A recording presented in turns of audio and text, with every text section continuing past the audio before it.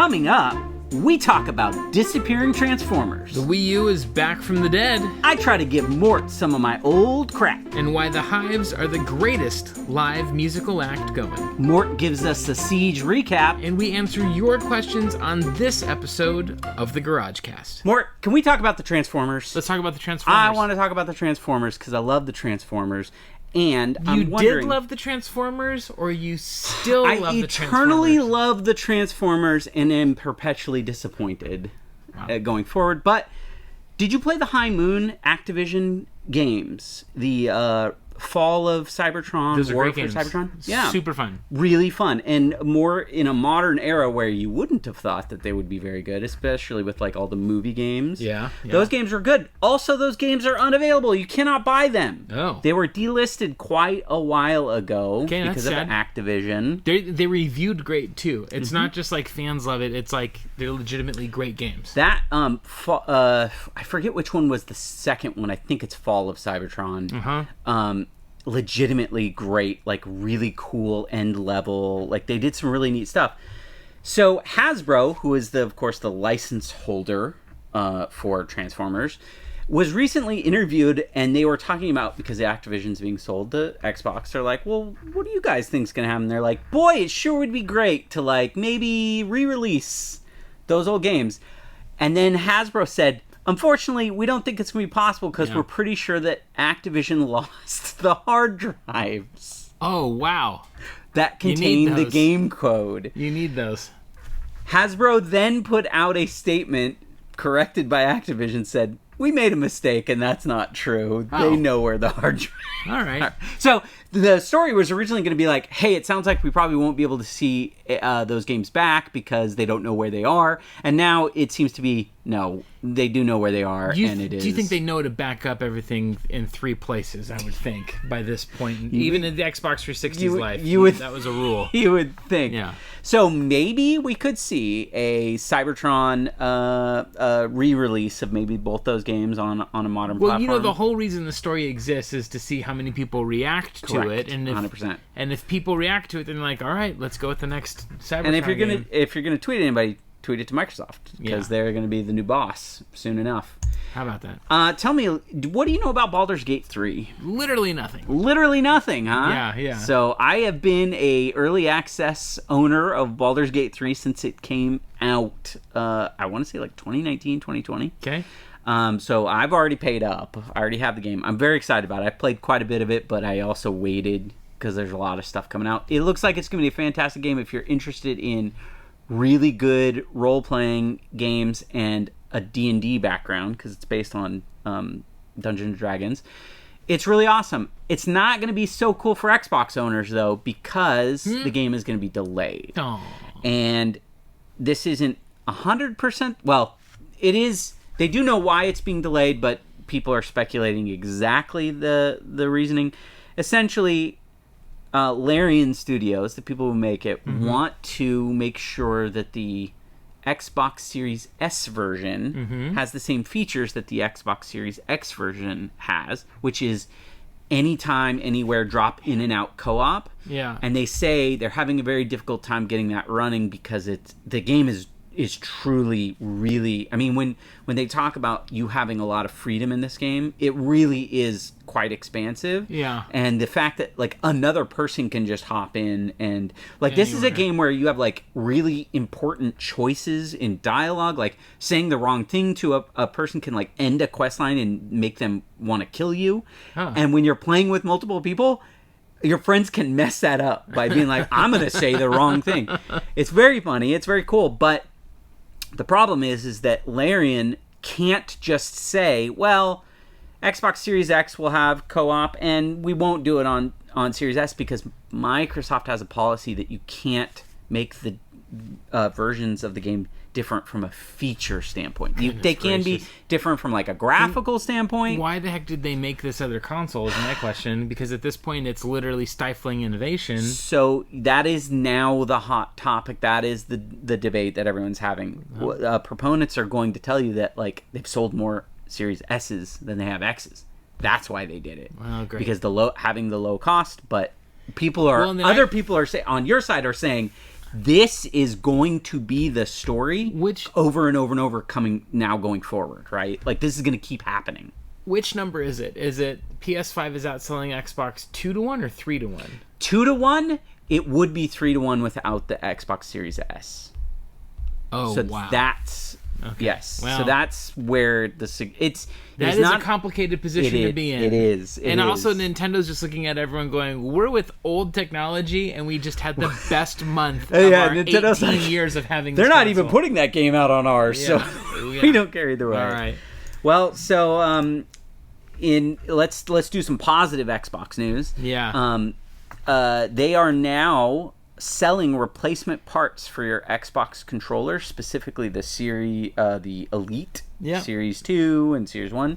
Have you used that controller before? I have both, and I love them, but both of them have broken on me. So I have had both. Got them at the swap meet for great prices. Yep.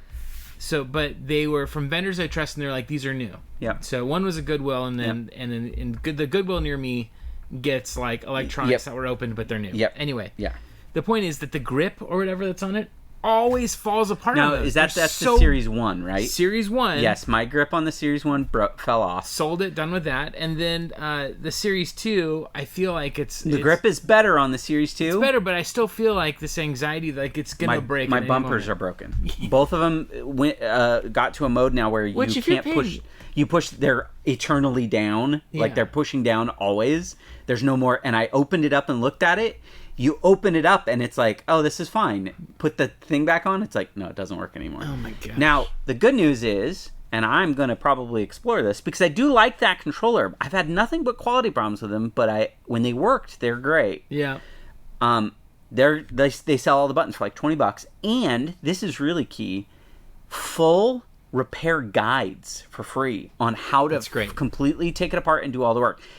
Do you think that's like Microsoft's admission of, sorry, we didn't make a great controller, guys? This is something I think we would have had a guest today that I would have really wanted to ask them specifically, like operating a store and stuff. But the right to repair is something that's gaining a lot of traction right now. I think that's why they put it out. Is Microsoft's actually getting ahead of something that's probably going to start being pushed hard from either government agencies or consumer groups. Oh, interesting. That, hey, you need to make it possible for people to fix things on your very expensive electronic stuff that is relatively easy to fix. Like, sell us parts.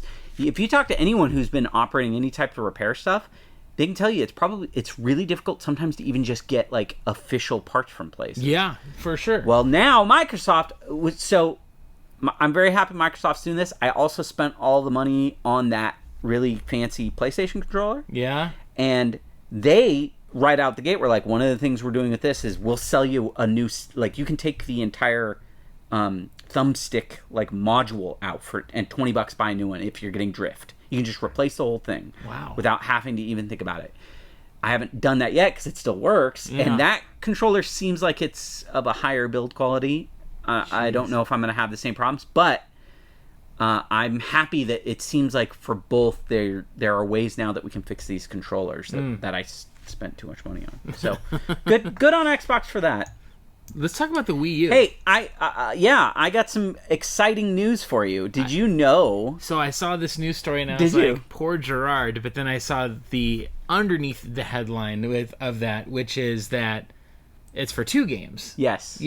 Online is back for Mario Kart 8 and Splatoon for the Wii U, which, if you didn't know, was turned off in March. Oh.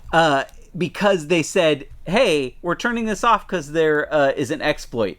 And then they said it'll be a week or so. Yeah. And it's been till now. Like a couple weeks. It's been a while.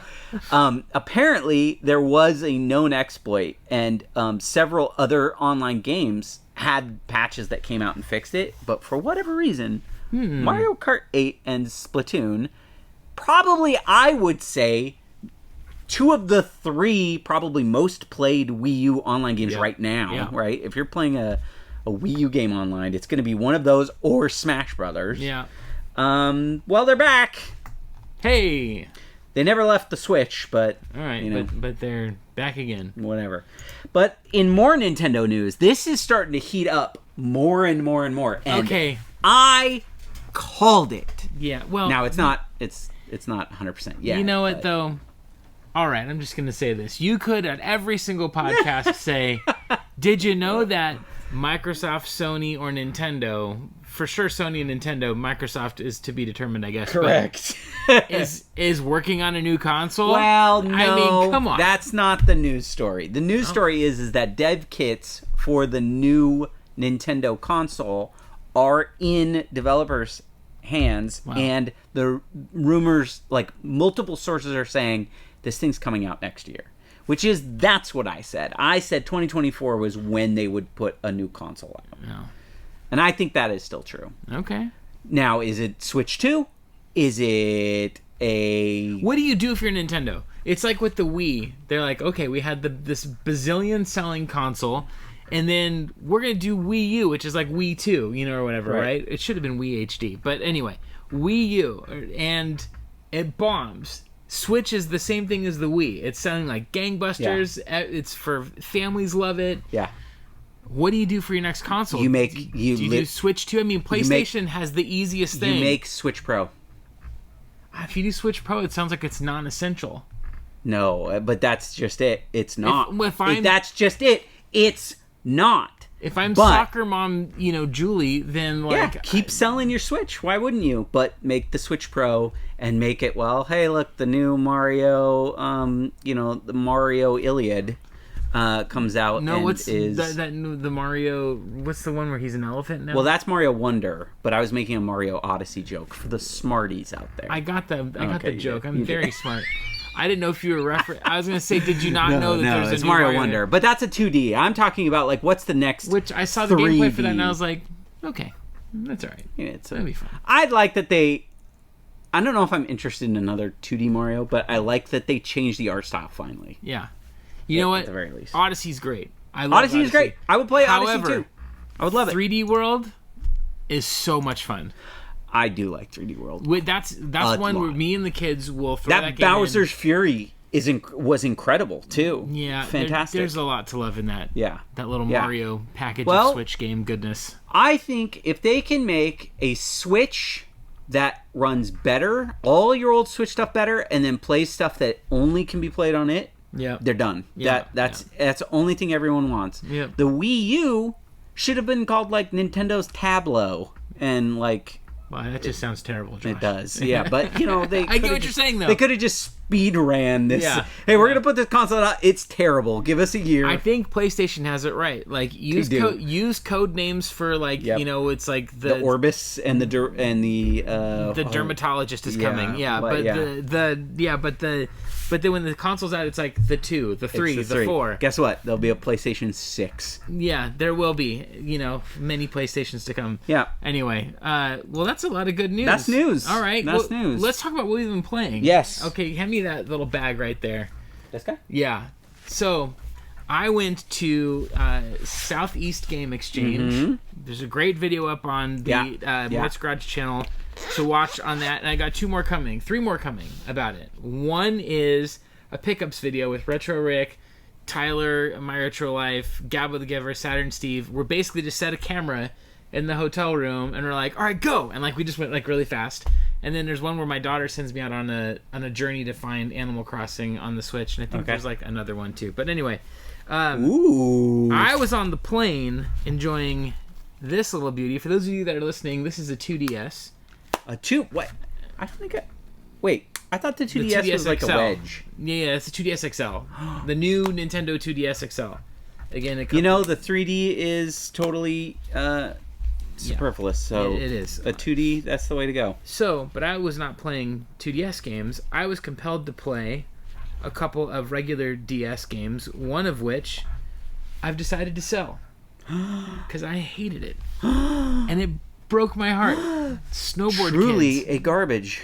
SBK, Snowboard Kids on the Nintendo DS. I was so excited when I found this game. Isn't that a really old game too? Or was that an N64 game? Let's talk about this, Josh. Okay. Tell me. I was excited to play this because I love Snowboard Kids 1 and Snowboard Kids 2 on the Nintendo 64, which that's what it is. A friend of mine gave me an EverDrive for with the entire library on it. I was like, I can legally do that, so that's kind of nice. You can, yeah. But the SBK was the Nintendo DS follow-up to the series. Still published by Atlas. I don't know who developed it, but I presume enough people. There's these boss fights that are quite literally impossible in the game. Yeah, sorry. So in Snowboard Kids, it's like Mario Kart on slopes. Okay. You go downhill. Boss fights. And when you get down to the bottom, the ski lift takes you back up to the top, and that's your new lap. And then you keep going. Okay. And then you use items to hit each other and all that stuff. The main snowboard. Does it take as long on the lift to go back up, or is it pretty fast? It does. That's the one downfall of the series is you have to sit on the lift and just watch as everyone. You throw shells at each other when you're on the lift. Yeah, no, actually, none of that feature is true. Okay. But that's an answer to a question I'll come back to in a little bit. But my disappointment with it was that some of the track design, it was good. I was starting to make sense, but man, every time I play Nintendo DS games, I'm reminded of how much I just really dislike the forced-in stylus aspect of so many of those games. So to do a special trick, you'd have to get out your pen and do a draw symbol. And it was very forgiving. It draw a kickflip. Yeah, but it was just it just killed the experience for me. So Snowboard Kids, I wanted to let you. It already sold. I sold it at my Whatnot last night. So, I think I sold it for less than what I bought it for. I was just yeah. And it's like a $60 or $50 game. I sold it for like $40. Right. But congratulations to the new owner. Hope you like it more than I did. What are you playing? I got a Steam Deck.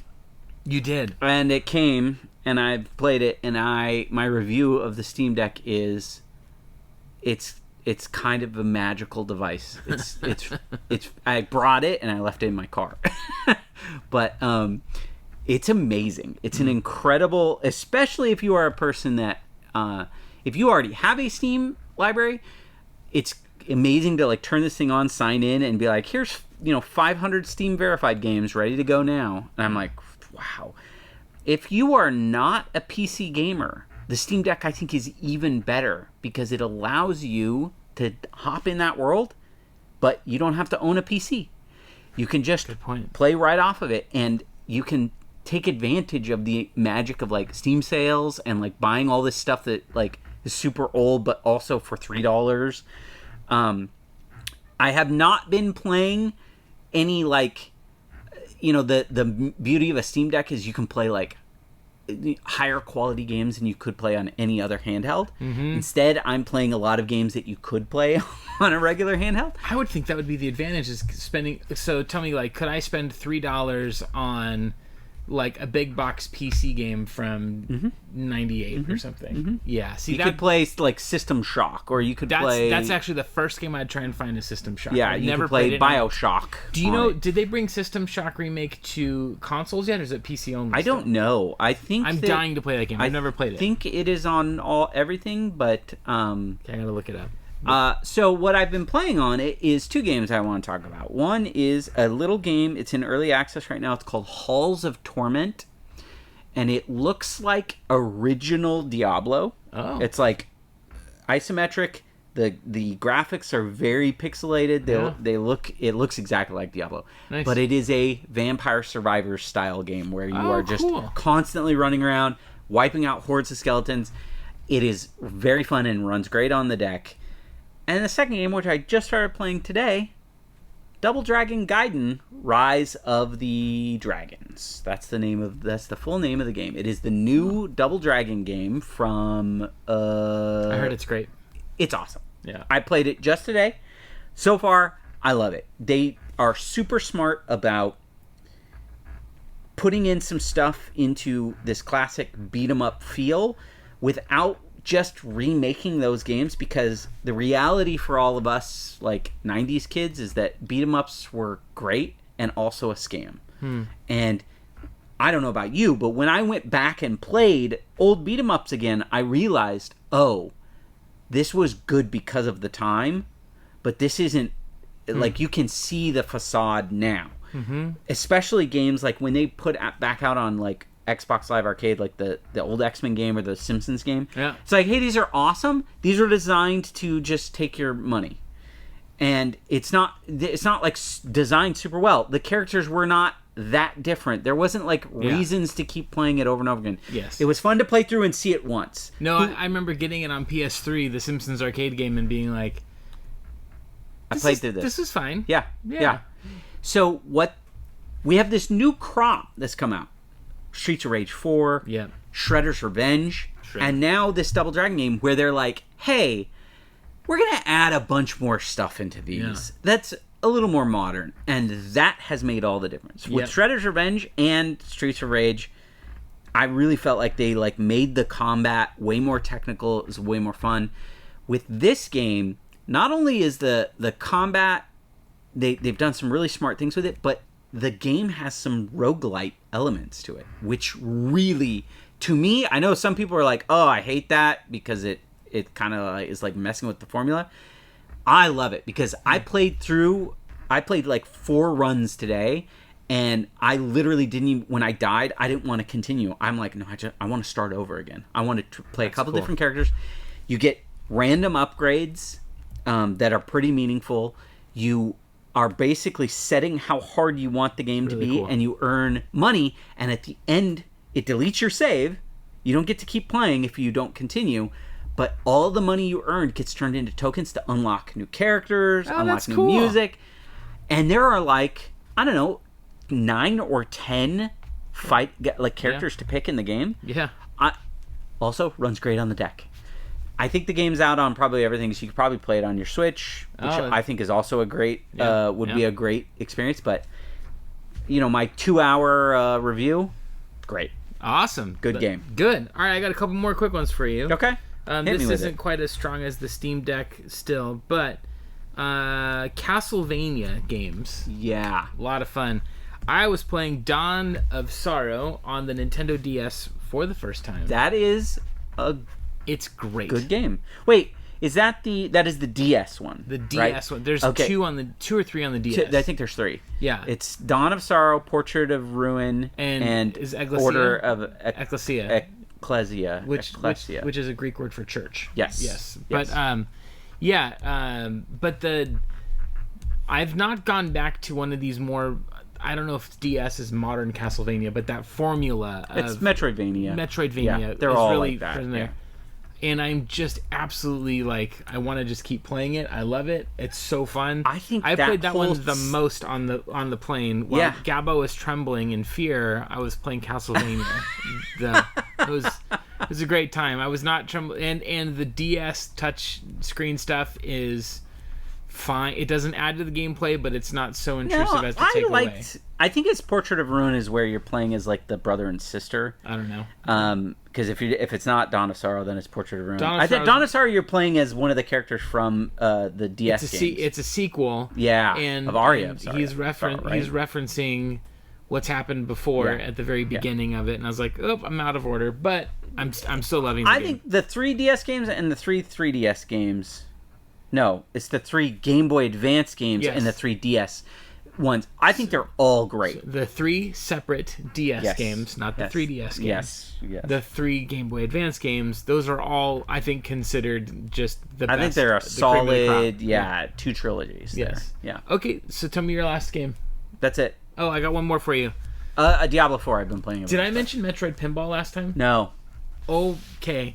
Is that a DS game? I love it. Is that a DS launch game? That has turned into Metroid Prime Hunters. But Metroid Prime Pinball is it's a little bit short in terms of like the amount of tables and stuff. Okay. But that has turned into my Zuma, Tetris of just you just can get in. I'm gonna play this for a little bit, and then 3 hours goes by, and you're like, what happened to my life? So I highly recommend it. There's a Rumble feature element to it that I don't have the Rumble feature. If anyone has an extra one they want to sell me, let me know. I would love to buy it or do a trade for you. But that's.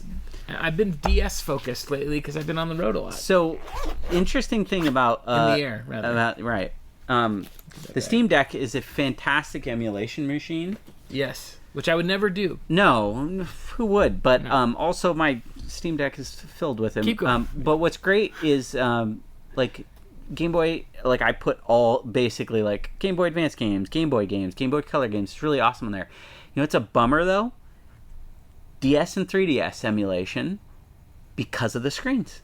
You don't have two screens. Is physically a problem. It's not that the system can't do it.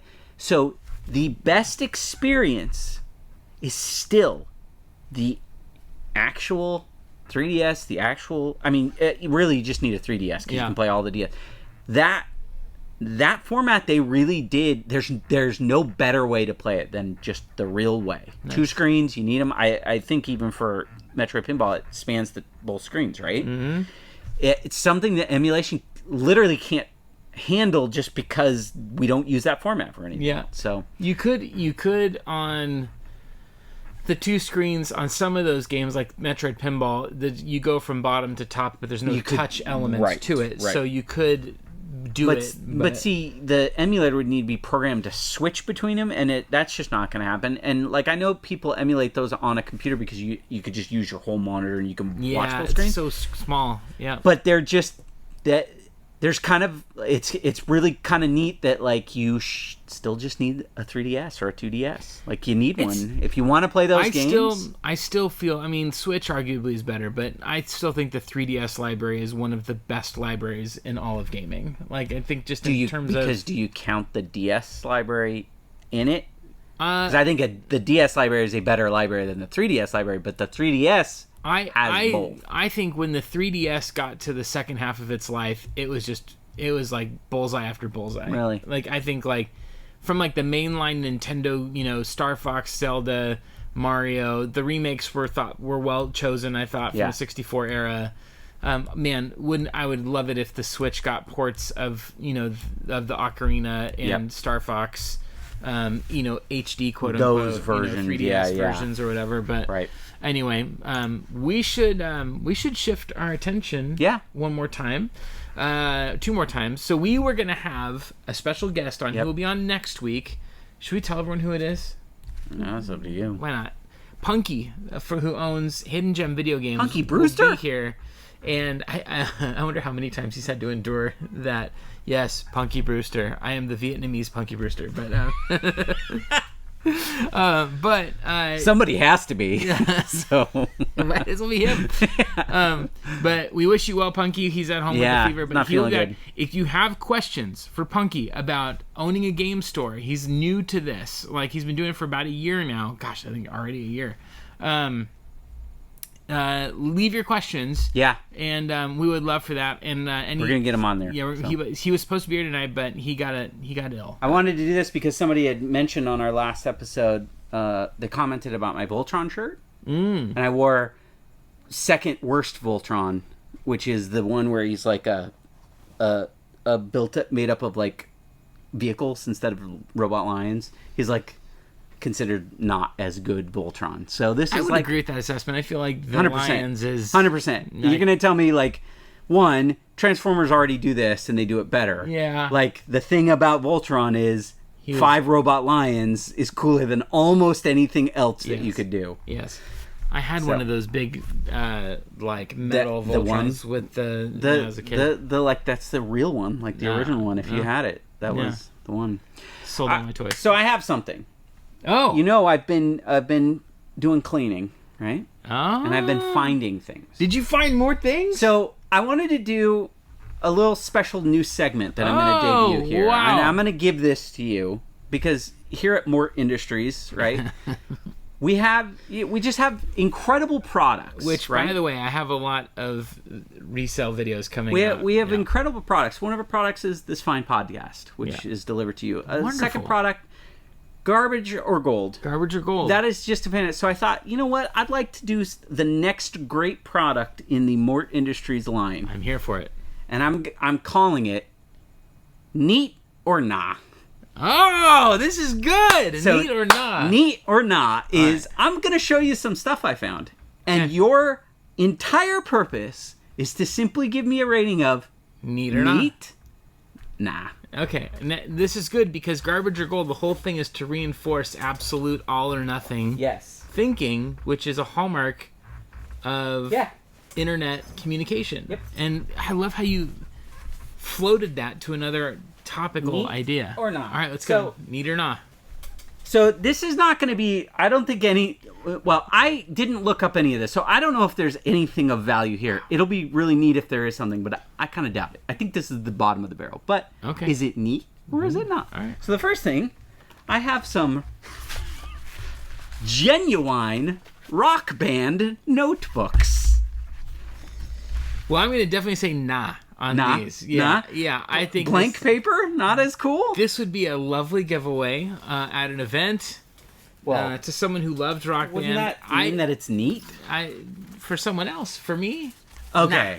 Nah. So I guess maybe I was saying like, is it neat at all? There is. I guess neat at all is like yes. I have seen on the hundreds of video game hunting channels, people find stuff that are like, this is like from when the first Rock Band was out, and this is a Grail item. Like everything is a free. Not everything is a Grail item, friends. Yeah. Anyway. Okay. Well, what about like Guitar Hero stickers? Ooh. Okay. That came from the. This is definitely neat because these came with the guitars. They did. They came with the big bundle. For some folks that are looking to relive, so 2005 is when the Xbox 360 came out. That is 18 years ago. Yep. And so some of you who are now 25 were probably, 10 years old or so when Rock Band was kicking? Yeah. And so you were at the prime age, or Guitar Hero. No, it would have been before because it came out on PS2 initially. Right. So this is prime nostalgia for people, for sure. And because it came with the guitars, definitely neat. I'm going to call it. Okay. It's neat. Okay. If I found someone who's really looking to get a boxed Guitar Hero guitar and it had the stickers in it, they would be like, shut up and take my money. Cool. All right. We have some genuine Penny Arcade pins that came from the Penny Arcade. This one is, so one of them is Infamous. Yeah. One of them is Sunset Overdrive, and one of them is Doom? Rage of Demons. I think it's Doom. Dungeons and Dragons. No, you're right. It says it on the back of it. Yeah. I have 2 of the Rage of Demons because it was so popular. Neat or nah? Nah, for me. Okay. This is neat for some, but for me, it's a nah. Okay. I'm not a pins person. Okay, yeah. And if I do pins, it's usually Nintendo brand stuff. Okay. So I'm going to say nah, but the one that does appeal the most to me, certainly, the Rage of Demons one actually looks really cool. It does look cool. Aesthetically. But I actually love this, 2 of these. Sunset Overdrive is really cool looking. And Infamous, really cool looking. My only problem with it is I don't love either of those games. I like them. That's why I'm going to just say nah. Okay. I got a couple more here. I said nah to these already. These are Walking Dead pins, which for like Walking Dead games that came and went. Okay, now hold on. Who cares? This is where we're going to contradict you a little bit. There's a certain friend of the channel who is on all the time, who goes by the name Gabbo the Giver, who would trade you his copy of Little Samson for these. Oh. Probably not. But Walking Dead stuff, he collects all of it. I'm going to say neat on behalf of Gabbo. Gabbo? Well, Gabbo, those are his, if he wants them. Gabbo, okay, here's what we're going to find out. We're going to update you in the next podcast if Gabbo listens to the podcast. No! You guys, if Gabbo you let him know. The only way that Gabbo gets these is he has to watch the podcast, and he has to... I almost think no one should tell him. No. Oh, okay. Like, tell him... that there is a reason that he needs to watch it. That there's a special reason he needs to watch the podcast at about the 30-ish mark on during the neat or nah segment. And he has to tell us the secret code word, which we will say right now, which is Rick Grimes. Rick Grimes. If he says Rick Grimes to us or comments on it, he gets those pins. That's it. So we have... Wait a minute. Can we give these away to people who are listening? Yeah. Oh, totally. Okay. Josh and I are going to go live. I got more. Josh and I are going to go live at the next podcast for a portion of it where we will do giveaways on these. Just give us $20 shipping for each item, and it's yours for free. Yep. Kidding about that part. Got a Bethesda promotional one with a bunch of ones in it. You got the Fallout guy on there. I'm just saying neat. You got Doom. Yeah, that's great. Arcane is in there. That's a neat for sure. Again, not a big pins guy, but neat for sure. Wolfenstein. That's a loose pin. Wolfenstein. Wolfenstein. We've got Skyrim. Oh, look at this. Yeah, Skyrim Dragons. Wow, I feel like if I had a little cork board, these would be all up on it. Right. Yeah, this is cool. And then 25th anniversary Mega Man. Mega Man is always neat. Even if you don't like the games, he just looks so cool. It's Mega Man. And then I have one for you. Oh. This is for you. There you go. Because you said those are the ones you like. So I already gave you that Smash Brothers Super Mario Odyssey. This is as neat as it gets. That is cool. That is so cool. Where did you get this? Penny PAX? I think so. No, E3 when I played it. Before it was out. Right over to the gaming shelf and full display for all to see. Now this one, I'm genuinely. I think this is 100% is a loose UMD of Monster Hunter. Monster Hunter 2 Freedom. From a point of value, I don't know if it's neat or not. I think it's probably. But you never know. Some of these games, I could be wrong. Monster Hunter 2. In fact, go to your eBay real quick. Let's just real quick. You want to see it? Oh, I'll do it on my phone. So we don't. Yeah. So we're on eBay.com. Monster Hunter 2 Freedom. I'm gonna guess right now. Let's do the guessing. Monster Hunter 2 Freedom. Yeah, I'm gonna guess this is worth about $10. I'm gonna say $8 loose, $15 complete. That's gonna be my guess. And those of you who actually know the value are probably listening to me. UMD. What do Monster Hunter Freedom 2 loose, $10. I was right. Yep. Awesome. You called it. Yeah. UMD only, $9.95. Okay. Well, here we go. All right. A couple more things that I just want to know if neat. Okay. I wanted to keep this segment every week, so you better keep finding stuff because this is great. I mean, it'll get progressively less neat. What about demo discs? Are those cool? Nah. Yes, neat for Dreamcast. That's about the only system. And GameCube. There's GameCube store demo discs that are neat for sure. Well, that one was the reason why I got that one was because there was 3 free Rock Band tracks in it that you downloaded. Like you put that in and it gave you those songs. Oh my gosh! Does this include Freeze Pop's Sprode? It sure does. Oh man. It sure does. Sure did love that song, Sprode. Sprode. Yeah. I hope I'm not saying something horribly offensive, but I doubt they put that on. It's offensive to a different species, so it's fine. Wow. We don't care about frogs. So then, where do we land on like promotional stuff when you pre-ordered a game? This is the Fallout 3 pre-order bonus. Definitely neat. And there's a map or a poster inside there. So here's what it looks like. So you pre-ordered it at GameStop, and they gave you that the day you pre-ordered it. It's like the game's not out yet, but you can take this right now. And then you get like, hey, here's your guy. And this was Fallout 3, so this was Bethesda's first Bethesda GameWorks. This is when they took the Fallout. It's never been opened, most likely. So the thing with this is that there are some pre-order items like Resident Evil 4, which I highlighted in one of my YouTube shorts. That are like so cool and so fun. This Fallout CD, this is great. I think this is totally neat. I don't know from a collector standpoint. I think like somebody who's like really into Fallout would be like, oh, I would like to have this. Let's grab that. Yeah. This would be. It's not cool. A money generator, but it's a thing of like you could find somebody where that would be a very cool. Neat or not is not contingent upon monetary value. No, in fact, sometimes it bucks it, right? Yes, totally. Because it's like this is neat because it has no value. I already see what you're bringing up next, and I already have an answer for you. Do you? Definitely neat. So this is that was part of the special edition. So no. What? No. It was another pre-order bonus. When the game came out, they gave you this, and this actually is pretty neat in the terms of it came with the Metal Gear Online beta. Like this is the beta that they gave you. Is that like PC?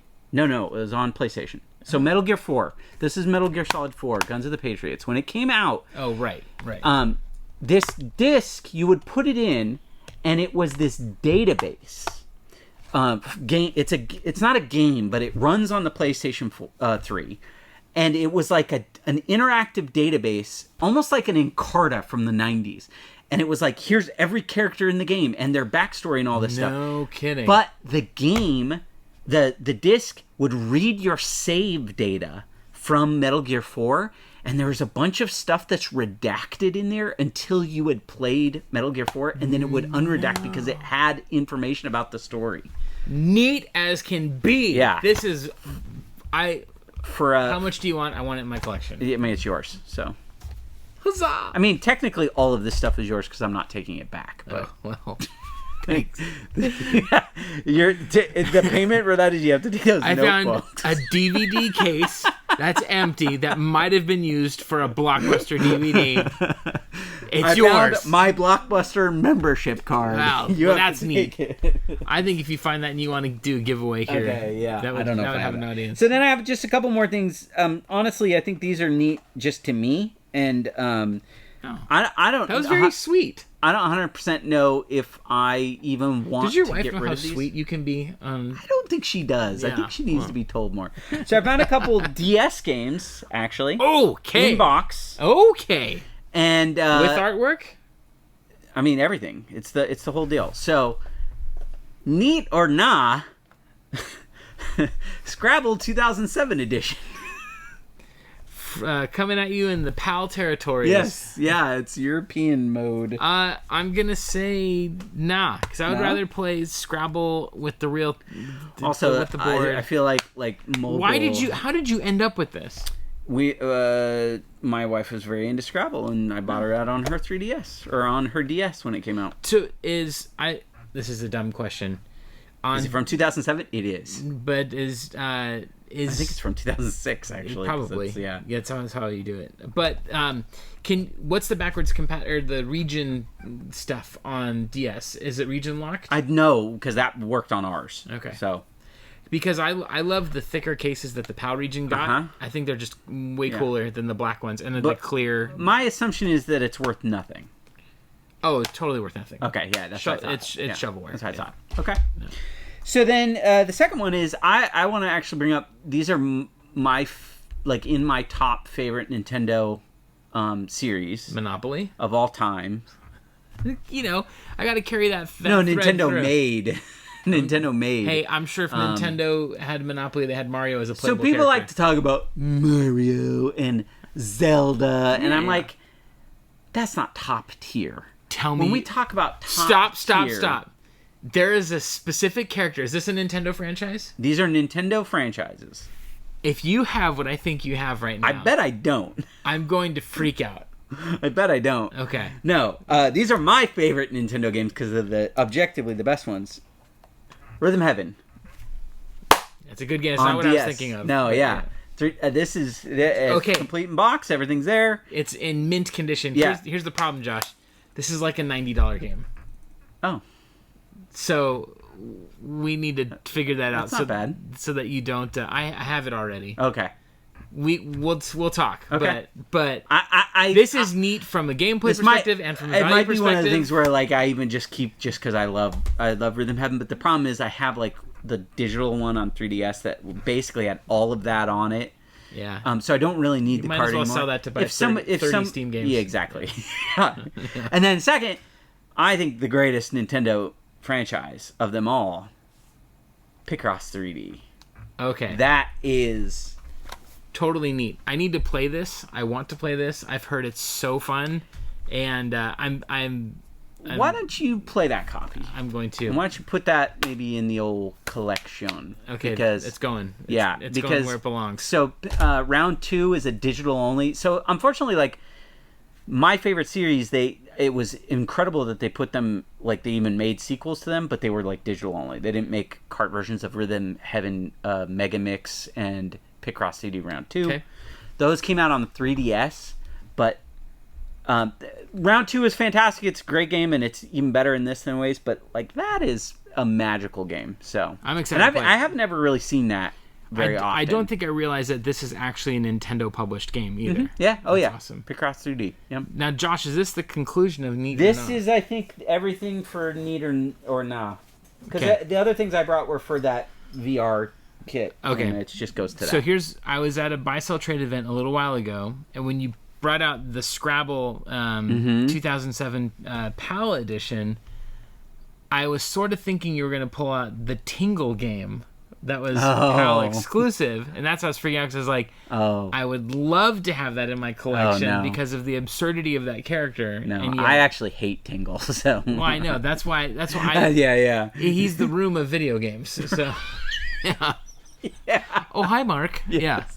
Yeah. Anyway. No, I didn't know about that. No, these are like a lot of these are either, I bought those 2 other games, but the Scrabble was like an accident. Yeah. So. All right. So we might be Good near the segment. We might be near the end of the stuff that I found in my room. Well, but looking you forward never to parts know. 2, 3, 4, 5, and 6 of this. There's one thing that if I Neat can or Nah, my new Steam Deck. There Do is- you want that? Here you go. There's one thing that if I can find, it will, I think, legitimately be one of the most unique things you've ever seen, Nintendo branded. My wife has forbid me from ever getting rid of it, so I have to keep it. But it would gotta be show it. It would certainly be a thing to show off, and I gotta find it. Okay. So. Is it Shigeru Miyamoto's fingernail clippings? It's as good, and it would be a thing where I think Miyamoto would be like, "Oh wow, I didn't even realize that we had done that." Okay. So.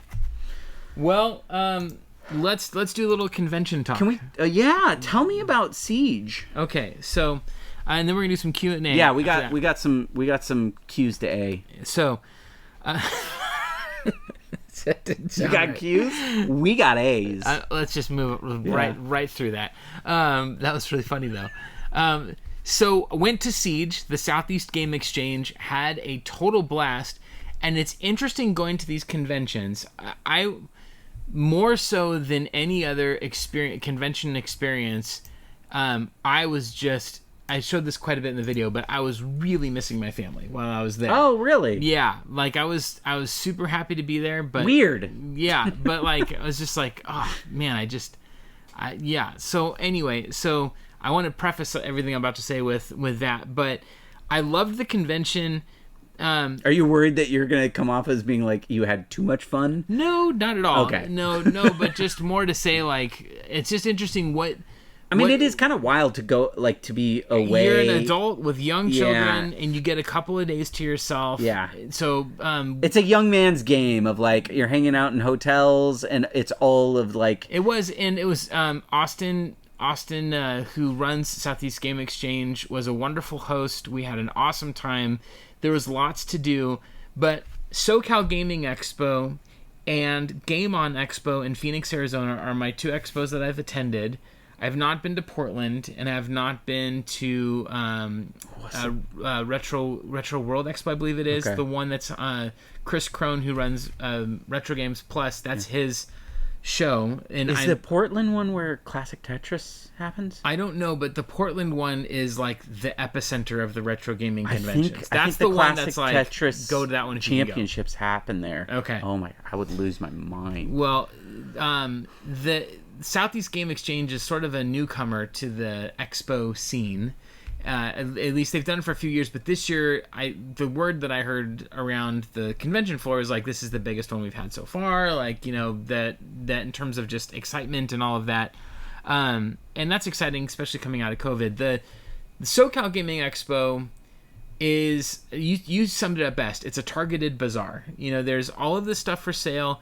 You can walk through and see what everyone has for sale, and you're going to get, so many different memories that you didn't know you had pop right up into your head, and you're going to be like, wow, this is incredible, and I can't believe what I'm experiencing. All of that is totally true.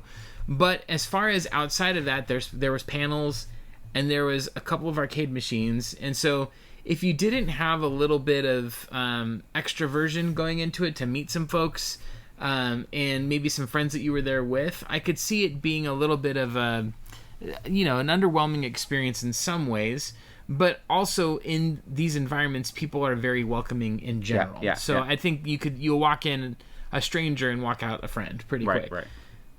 Right. Southeast Game Exchange had a ton of arcades, ton of competitions, ton of things to do, but more so than maybe any of my like retro game group experiences, there was more people there that I have seen online that I got the chance to spend time with and meet face to face, that made it just such a special experience. Right. And that was, without that, it would have been, that was great. I had a great time, you know, but, and it wasn't just the people that everybody knows, Retro Rick, Pixel Game Squad, but it was people that, like Chase After the Right Price, it was his first expo, and his channel is doing amazing, and they're doing a ton of stuff with their business, and he's a phenomenal person. I had incredible connection with him, but then also like channels where I was just legitimately excited, like Retro Rivals, who the woman who her and her husband, but she painted this Banjo-Kazooie painting, Vinyl Reckoning, gosh, I mean, just so many people. Select Screen is the program, but is it Game On Network? Gamer Aimer, who has one of the craziest game collections. She makes my garage look like a closet, like a utility closet that is empty, that a janitor lives in. Yeah, that is empty in comparison to what she has. So I mean, just a wonderful, friendly, great experience. But so I had such a good time. Next year, our intent, help us blow up this podcast.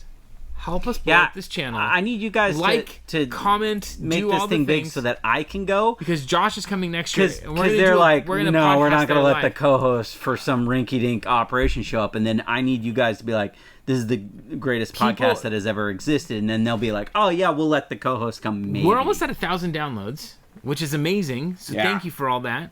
But Josh. Do it. People were legitimately asking, like, hey, is Josh here? And they're like, Josh is a great part of this. So that is awesome. Send the love to Josh. You hear that? So our intention, Mom. Is if I'm invited back, is to bring Josh with me and to do some stuff there. Yeah. I did do a panel there. It was Garbage or Gold. That's up on the Mort's Attic channel right now. And I actually did something unique. I filmed a game hunt ahead of the panel itself, and edited together a brief little thing where I was like, you got $10, 20 minutes. It's great. Go quick. And just quick. It's got the games. Such a great idea. And then we played them live, and I think next time I do it, it's gonna be like $10, 10 minutes, and like 7 minutes to play the game. Like cut it down a little bit more. But because playing terrible Wii games, it's fun for like a minute, for about 7 minutes, right. And then at the last 3, you're like, so let's wrap this up. But honestly, MXS Retro, Drinking Games with Josh, Co-op of Nerds, like just so many people. I'm forgetting a bunch. Vux, VUXX Retro. He has like a Roblox channel as well. John Hancock. I did see just. A lot of wonderful people there, and so had a great time. But I'm going to Game On Expo in like a week and a half. If you're going to be there, come say hi. I'll be hosting JRPG Life's panel for them as the MC, so make sure you stop by and say hi on that one. But also just be doing a lot of stuff around the show floor. I'm looking for a boxed copy of Kid Nicky. That's my hopeful come home with item. But I will say that Game On Expo, I think, of the 3 that I've been to, from just a programming and entertainment perspective, it is the top tier of top tier. There is tabletop gaming, there's live musical performances, there's huge competitions, there's all kinds of stuff going on, and it's just seriously like endless rows of arcades, pinball tables. The Targeted Bazaar is there as well, but you really like some of these you can get in about a day and be like, all right, cool, and maybe I'll go on the next day and get some deals. This Game On Expo is like, I didn't get everything in one day like that I wanted to. Right. So I got to go back the second day and get more. So I'm excited to go. That's cool. I'm honored that that they're letting me come as a guest. Yeah. So that's really cool too. So I want. And next year Josh is coming to Game On Expo too. I'm gonna put the stuff in my calendar now so that it gets locked down. I'm 100% gonna save that, kind of set aside I'm gonna go to all of these things. And if this podcast is at that level, I want to do it. We need to do the podcast there. We need it to be big enough for people to want to watch it there. So we want to do this as much as we can. Like, comment, and subscribe. Yes. So yes, those absolutely. are the 3 things that must be done. All right, let's do some Q&A. Let's do it. All right, so we got some good stuff. We've got some here. We did Instagram and on the main channel. Let's do a couple. So I like. There's a couple from Instagram. Wrecked Wizard want to know how was dinner. Oh, yes. I said that I was going to take Ben out to dinner after the Whatnot stream last night, and I ended up having some family obligations that cut right in the way of that. So I'm going to have a lovely dinner date with Sir Ben, Retro Escape, at another time. I'm going to combine these because it's kind of the same, but we have MXS Retro Erica asking, what is your go-to relaxing game? The game you play after a long day. And then Mandarian Orange Show, a friend of the show, our friend Phil. He actually asked kind of a similar vein, but he was so fun on camera on that episode of Mort's Garage. Great. Yeah. In like a similar vein but a different lane, he asked like, what is your go-to time waster video games? Which I think those are two different things, right? What do you play to relax? What do you play to... And they could be the same game. All right, I'm not going to spend a long time on this one, but I have easy answers. Yeah. Zuma. Okay.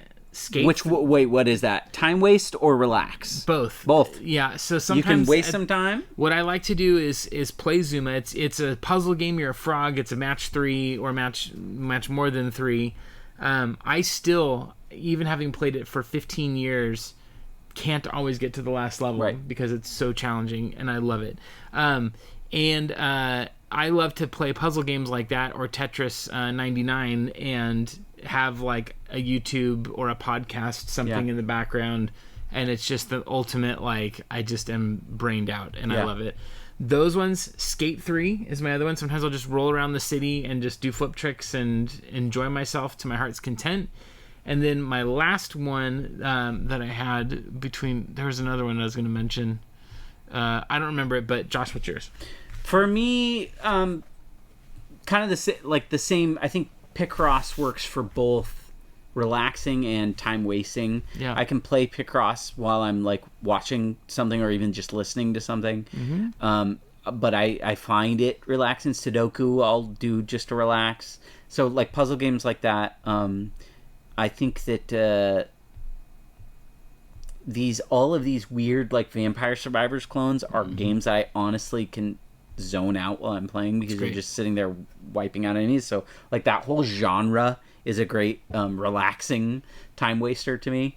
And I think Minecraft, which Minecraft will come up as another answer later on, but I find Minecraft to be an incredibly zen experience. I've never been able to get into Minecraft. Really? I've tried. When I want to zen in Minecraft, I will just dig a mine straight down. I'll dig at an angle and I'll just be like, I'm just gonna find iron, and just keep going down. And I find that very relaxing. I don't get the appeal of that, but I appreciate that you do, and so do billions of others. Yeah. So, Ditch Doctor Gamer. Yeah. Ditch Doctor Gamer. Sure. Question for the podcast: if you can own one game, regardless of value, rarity, what would it be? I'm going to put a little caveat in here. Mm-hmm. No compilation games. It's one game. One game. One game. Technically, Midway Arcade Treasures 3 has like 12 wonderful racing games on it.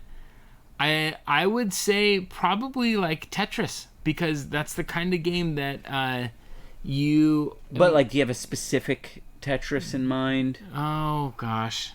I don't know. The Game Boy Tetris. There's so many of those, right? I don't know. I guess I don't know which one. Right now, if I was to go play Tetris, it'd be Tetris 99, because I love the online multiplayer aspect of it.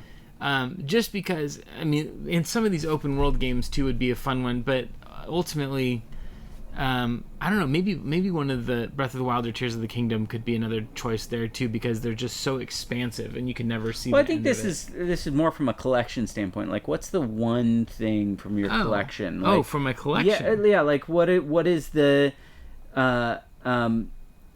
if you could own one game, what would it be, regardless of value or rarity? Like, what is the... Oh, for me... What is your white whale I can't pick game? One. Mine aren't based on any of those factors. They're based on sentimental ones. Right. So Banjo-Kazooie... But it could be hard to get, right? Banjo-Kazooie N64 Complete in Box and Pokemon Puzzle League N64 Complete in Box. Which you have, right? Those are the two that are like... Everything in here gets suddenly caught up in ones the you fire. want. Those Yeah. are the two that I come and grab, and then I run out the door. Gotcha. Yeah, and everything else is awesome. I would not. It's not the value of it. I have a sentimental attachment to Snow Brothers on the NES because it was, which is a very I expensive know game. it sucks because the Switch got like a remaster, don't you? Of Snow Brothers? Yes, sir. Oh well, never mind then. So Snow Brothers was a game that my brother and I rented over and over and over again, and we played it on the NES because we were big Bubble Bobble fans, and then we thought that was a better game than Bubble Bobble. We were like, oh, Snow Brothers is way better. And so we played a ton of it and then forgot about it because everyone did. Yeah. And then it suddenly became like, oh, it's so hard to find and own and stuff. But like, there's a part of me that would love to. Well, I don't really want to own any games, but yeah. I like the D McChef or DM Chef just said Dr. Mario. That's the comment. Just Dr. Mario. Yeah. Well, Dr. Pill emoji Mario. Also an amazing. It's a great. I love that game. Great comment. It's a great game. It does. We didn't need nothing more. Yeah. So let's do Seth's. Wait, is that in here? Yeah, Seth Tanner. Oh, yep. Okay. As purveyors of the arts in the digital age, what live event do you see as least replaceable? Going to a play, a concert, or to the movie theater? All right. Do you have an answer to that? I've thought about this one today. Yeah, I do. Okay, go. The least replaceable, like meaning there's no alternative for it. Yeah, it's a concert, 100%. 100% concert. 100% concert. Same. Yeah, so movie theater, obviously, the best part of them. You can make a movie theater in your house. You can, and ratio of eyesight to screen. You're sitting far back in the theater. You're sitting up close to your house. You can the TV get that screen, experience. Good sound system. Yep. The thing you can't replicate always at a theater at home is when there's a room full of people that you've been to even hype movies where everyone's shouting in the theater and cheering. But that is a sword that cuts both ways. Yes. Because you can be with bad crowds, so sometimes you don't want to. Yeah. The social experience is the part that can't be replaced. But easily that was the first one to go. Plays are stupid. So. Okay, I like plays. But, throw them out. But they don't speak to me. I like improv. Yeah. Stand-up comedy that could be considered a play. You could also watch a play on a screen. You could. I know that there's a live theater experience that's communal as well. True. But a concert can feel like a play because it's not the music business. If you're seeing a good band, a concert is a play. It's not the music business. Yeah. It's the entertainment business. Yeah. And good bands have figured this out. Finn McKenty talks about this over at Punk Rock. They do. They know how, like Muse or other you're not just watching four guys with their guitars downstrumming and just like singing their songs, or the Hives, where they're just Pele is just going crazy with the crowd. Right. Like those are experiences and they're different every time. Man, the Hives. I saw the Hives for the first time. When? At Just Like Heaven this year. So the Sounds were supposed to play. The Sounds are an Iceland band from Sweden. They got held up by customs, so they had to cancel last minute, and the Hives stepped in for them. Wow. So the Hives were not supposed to play, and I could not believe how incredible the Hives are live, dude. Maybe one of the best frontmen easily I have ever seen in my entire life. And again, it was such a huge part of it. It's like you're watching this and you're like, these guys, it is middle of the day. It is so hot. They are all wearing checkerboard suits. Yep. And this guy is so funny. And is so energetic. And it's like, it was incredible. I could not believe how good they were. Which, if your songs are mediocre, that makes it a really good show. But their songs are great. Yeah, there's like the Hives. I know were kind of lumped in with the Strokes and all these other bands, and if you kind of just the Faint and the everything else, and it was easy to kind of just sort of bemoan the genres and just move on from it. But songwriting wise, and then like stage presence wise, the Hives are so good, and they have a new album coming out in like a matter of weeks. Yep. One of the questions on Mort's Garage on the YouTube channel is about what's the heaviest thing you've been listening to. I think we should just talk about music in general for a second. Sure. But they have been dropping their songs and they're as good as they've ever been. Yeah. If not like better. Like normally you get older, you slow down a bit more. They are still punching you in the face on every song. I'm like, oh my gosh. In 2023, I can't imagine what they would have been, like how they could have been crazier. Yeah. Because the energy level he had was that of a 21-year-old. But it's not even just crazier. It's like I've seen the Mars Volta and At the Drive-In play live. Cedric is one of the best frontmen as well. Like he would do. You watch old videos of At the Drive-In, and you're like, what? Yeah, and he's it's still too doing that. much. It's like it's crazy. They're on Conan knocking over their amps and stuff. And on Conan, it was just silly. It was like this isn't even fun. They did that for the jokes. Yeah, I don't know, but like but like the Hives. There's a way that he's like he's got all this energy, and he's like it's like he's firing a weapon. Yeah, it's not like just massive random energy. He was also very funny, like very charismatic. I stole a line from him a couple of times when the Devious Means was playing, where he would sometimes be like, "How y'all doing tonight?" And everyone go, "Woo!" And he go, "Not all at once. That's rude." That's like I'm gonna steal that. Funny. Like we would do that all the time. He at the show he was like. He when they were like, we're supposed to be done, he's like, for $1 million, I'll play another song. And he's like, $2 million, we'll play 2 songs. That was very funny. He's like, $1 million? Like, all right, pay up afterwards. It was very funny. They were very good. No, that's awesome. That's a good. Let's answer that question. Heaviest. So, explain to me what that means. Okay, so Vinyl Reckoning has the question, probably late, but what's the heaviest record? Oh, go up. Is it? I missed What's the heaviest record you've listened to recently? What does heaviest mean? I'm thinking like metal, heavy, chug. So that doesn't necessarily have to be metal. Like if you're only listening to synthwave, it could be like, well, this is a very heavy synthwave. This was like in drop B. So, but heavy, like, what if? I've got a couple for this one. Okay. So, because I was looking through what I've listened to, and I don't think anyone would classify what I'm listening to as heavy, but I've been listening to some things that maybe have like the most notes per capita of any music that you could play. So Animals as Leaders kind of stuff. It's This Town Needs Guns. Okay. Which is like some math rock stuff, and all the guitarist is doing is constant nonsense, like off time stuff. Have you heard Covet? Yeah. It's like the part in crazy. Covet that's like great. Yeah. It's what if all of the song was like that all the time?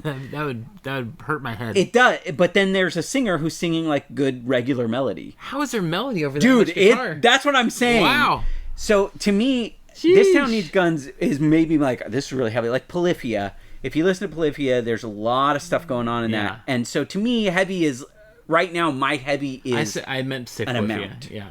All right. Yeah, Polyphia, yeah, but okay, Covet, right. Yeah. Okay.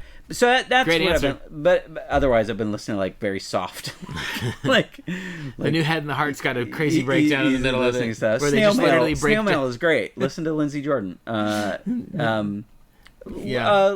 her name? Lola Young. Yeah, they literally just. Oh, that Lola Young song is that's so kind of heavy. It is, but you know. I think that I love you, but it's hard. I like when British people sing with an accent. I don't like it when when a singer's singing and then when they talk, you're like, oh, I didn't know you had an accent. Yeah, how come? No. Lola Young, you're like, this girl lives in like EastEnders style. Same with Idols. Is that way too? Mm-hmm. Yeah, totally. So what have you been listening to? What's heavy? So I have actual heavy stuff. Okay. I still listen. Because of my tinnitus, I can only do a little bit of it at a time, and I have to listen at lower volumes. But I'm still, an old hardcore guy at heart, and so I listen a lot to Silent Planet, and their most recent full length, which is now probably a couple years old. I think still has some just amazing songs on it. But they just released a new song, and it's like, but also not like their stuff. It's much more electronic and. I actually think it's a great evolution in their sound, and it makes a lot of sense. And from a songwriting perspective, it's the kind of thing that I could see in like feature films, whereas their older stuff was like maybe very specific feature films, but like someone goes to a club and it's playing in the background. This I could see like actually driving a scene kind of stuff. Okay, so really good. But also Knocked Loose has also recently over the last few weeks put out some new music, and it is exceptionally dark and heavy and just brutal music, and it's like music makes me feel in ways that no other medium can, and I can only do a little bit of it before I'm like, and that's enough. Right. But because it's actually expressing something. It's actually taking, like, it takes. Yeah. Can take from you. Yes, but it's I mean, it's something to express. It doesn't feel exploitive. Like, right. No. Let's be down for the sake of being down, but it's also like, wow, like there's just something in it that just really is like he's communicating something in that music that only that kind of music could communicate. And it's just exceptionally well crafted, dynamic songs. Have you listened to any Sleep Token? No. Okay. I don't know if they would be considered heavy. I've been listening to some Sleep Token, so maybe that counts. I don't know. Give me a couple more. A couple more. Final Boss Vintage. I think this is really good. Would you rather have the power to teleport or invincibility? Easy on for me. So I think that anyone who answers either of these is not paying attention to the details. Which one would you pick? Well, when you say that, now I'm thinking of the meaning behind the question. You're not thinking of the downsides. Well, but also this person's questions might suggest that they're dealing with a certain form of weakness, and they have the fantasy of going anywhere and being all powerful. Right. And maybe there's a psychological projection that's happening there. What would you pick? Okay, I would pick invincibility. Would you? I would. So what happens when the heat death of the universe happens and you're left alone? You can't die because you're invincible. Well, the water slides will be pretty cool without having to wait in line anymore for them. No. The heat death means there's nothing left. It is just you. Oh. There's no more universe. Oh, that would be terrifying. Yeah. And guess what? Now you're stuck forever. Yeah. But here's the thing. Teleportation isn't better, because how do you teleport on a planet that's moving like 6,000 miles an hour around the sun and how many miles an hour it's spinning, and not accidentally go through something or end up in the middle of like a rock or a mountain or a building? And when you do, what happens? Do you displace the matter that was there, or do you fuse with it, or do you lose the part of you that was in there? No, it's all bad. This is a Star Trek teleportation. I'm going to say that this is a no harm, no foul teleportation. Dude, Star Trek teleportation's even worse, because you're technically making a fax of yourself. The you gets broken down, and another you gets assembled at the other end. But think of all like the back pain or whatever that might get like fixed. It's you don't teleport. Another you ends up on that other side and goes on thinking it's you. You're dead.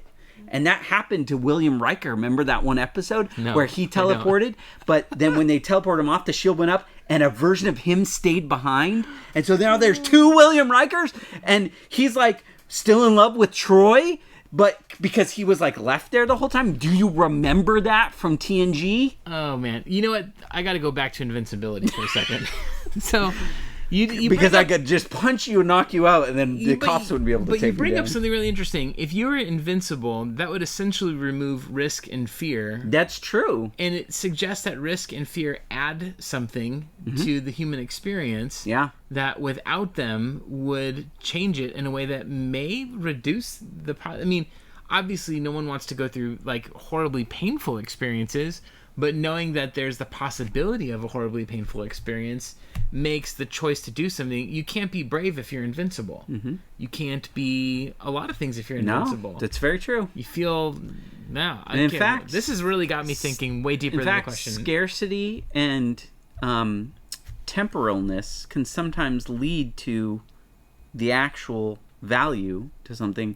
We oftentimes value things not because they last forever, or not because they are immutable, but because they are ephemeral and because they are temporal. And maybe it is better to have that value and then be gone. I don't know. This got existential really fast. It is. That's probably one of my favorite things to do. I'm with you. Is get all existential. Let's get 2 or 3 more. Yeah. This is a tough one. Which one? User year 1. Okay, user year 1 GP. Nonsense. Do you think you're setting a good example for your kids with regards to the size of your collection? I'll answer for this. No. He's setting terrible examples for everyone constantly. Why do you say that? I don't know. Just because that's the funny thing to say. Let's start with a couple of things. One, is it bad or immoral even to own this many items? And arguably, I think you could argue that it is. Like, not. I think not that's a tough thing. argument to make, because that then should have far-reaching consequences for all kinds of things that you could potentially own. Like, hey, you own too many clothes. You actually own too many strands of fiber. You actually own too many grains of rice. Right, but your intention is to eat the grains of rice and wear these strands of fiber. If you just want to keep them. Oh, that's true. So, I guess the reason I bring that up is just to say I acknowledge that there are aspects of having a large collection of anything that potentially does have a negative influence, and that's true. And I'm mindful of that. However, this is not something I got in 3 months. No. This is accumulation of specific items that I've gotten since. Some of these items I can look at and go, I had that when I was 7 years old. Right. And that doesn't make it any better or worse, but it's not just like one day I walked in and was like, come on, kids, let's get as many video games as possible. Correct. I do acknowledge, too, that like having a sense of moderation is critical when you're doing any of this, and sometimes that's not in check. So I haven't bought a new... Well, I take that back. I bought a new GameCube accessory recently, but I haven't... no, and in SEGE too, I guess. But I tried. But it's slowed down in a terms bunch. of like you're not buying everything that you see that's GameCube. No, and you're buying very specific and I've reached the things. ceiling on a lot of the collecting things that I want. There's not like a ton of things that I'm like I need to get that, and I'm now at the point where I'm like curating and downsizing more. But I also think part of the upsides of a collection like this though is that. Especially as an older male, having a hobby, having interests, having things that you do, and I don't have an issue with alcohol or anything like that, so I don't go to bars and spend $30 or $40 a night or however often on drinks and stuff, and so the stuff that I do spend money on, you see the physical evidence of it right here, and so but you're also not spending, like, you try to spend the least amount possible. You're not trying to spend the most amount possible, which I think so I think collections are unique in that the collection for some people can be all encompassing. Yes. And you can tell when a collection is more important to a person than like all the other things. That's a big one. Life. Yeah. And I can tell you from experience with Mort that he has got the most paper hands hold on this collection that I've ever seen in my entire life, because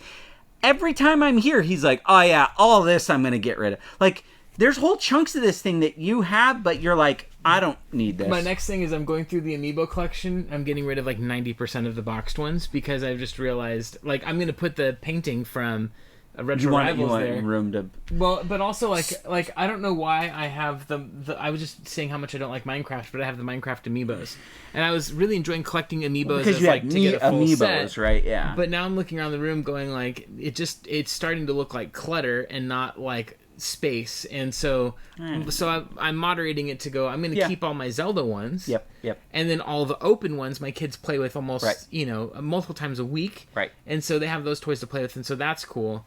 But I think maybe what I'd be more concerned about is no matter what it is, collection, hobby,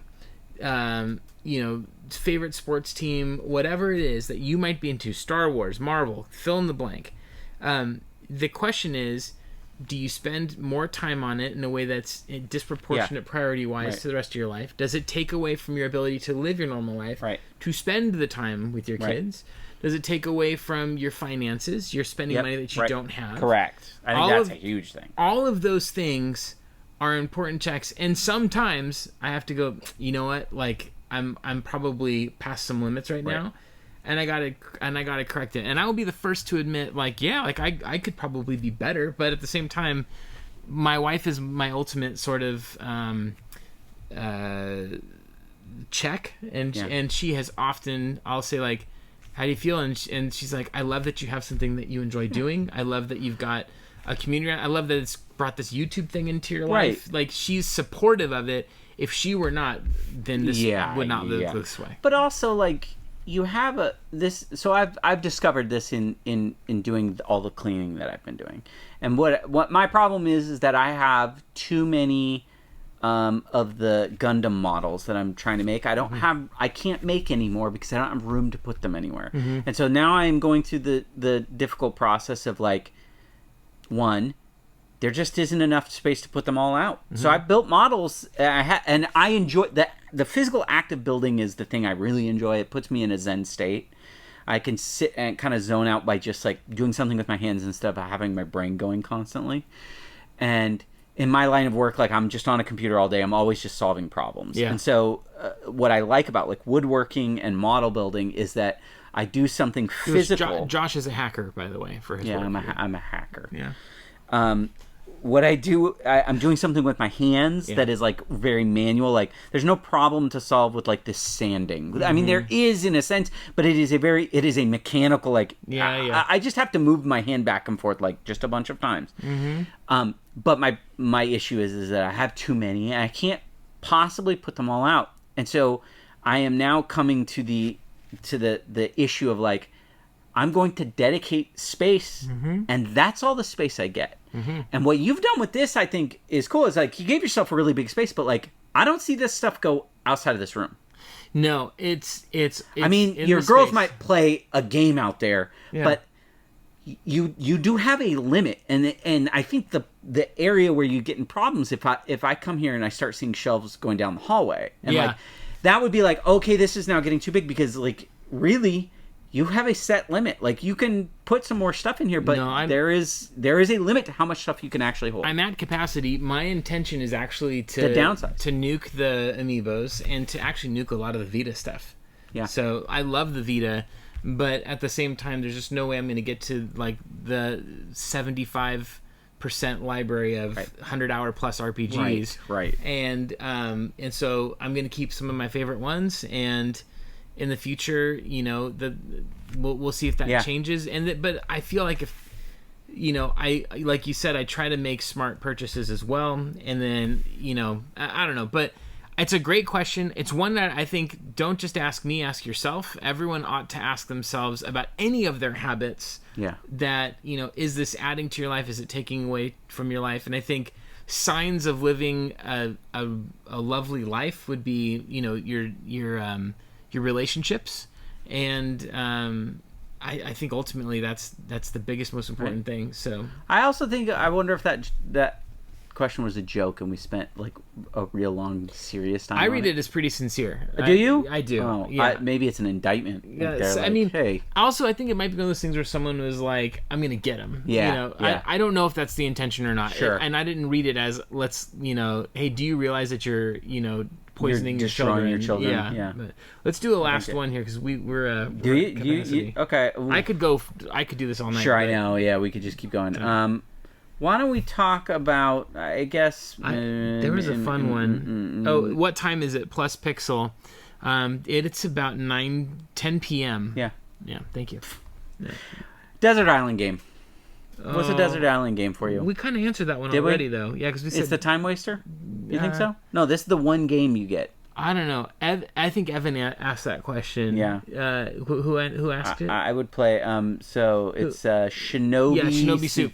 Yeah, that's Evan. He was tech support in SEGE. Oh.